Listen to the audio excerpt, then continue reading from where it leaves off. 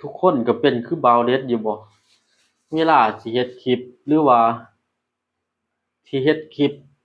เวลาเราสิเล่าเรื่องอิหยังจักอย่างเนี่ยตอนตอนที่เราบ่ได้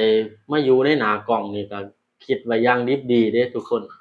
ว่าเราสิเว้าเรื่องนั้นเรื่องนี้แบบเรื่องชีวิตที่เราเคยผ่านมาหั้นนะแต่ว่ามันพอมาเข้าหน้ากล้องแท้ๆนะมันความรู้สึกแบบมันตื่นตัวเองนะความรู้สึกนั้นทุกคนเป็นคือกันบ่เราสามารถสิแก้ได้แนวใดหรือว่าเราต้องนั่งเบิ่งกล้องแบบนี้มันจั่งสิบ่อายกล้องทุกคนเพราะว่าในยุคสมัยนี้บ่าวเดชเห็นเขาเจ้าหรือว่าหมู่เพื่อนหาเงินในช่องทางออนไลน์บ่ว่าจะเป็นหลายช่องทางอยู่แต่ว่าบ่าวเดชก็คิดอยากเฮ็ดแบบนั้นหั้นนะแต่ว่าบ่าวเดชก็คือว่าอายกล้องทุกคนก็อายคือกันอยู่บ่เพราะว่าตอนที่เราบ่ทันเปิดวิดีโอขึ้นมาแล้วก็บ่ทัน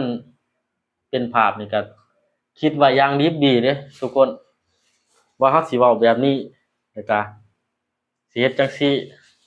เราสิเว้าเรื่องชีวิตที่เราเคยผ่านมาหั้นนะมันมันเราก็คิดไว้อย่างดีว่ามั่นใจ100%หั้นนะแต่ว่าบัดพอมาเอาจริงๆบัดนี้ตั้งขาตั้งกล้องขึ้นแล้วก็เปิดวิดีโอขึ้นมาคิดบ่ออกจักเป็นอิหยังนี่ก็คือคือก็คือตอนนี้คือกันเนี่ยทุกคนคิดหยังบ่ออกนี่มันเรามีวิธีแก้แนวใดบ่เพื่อนๆ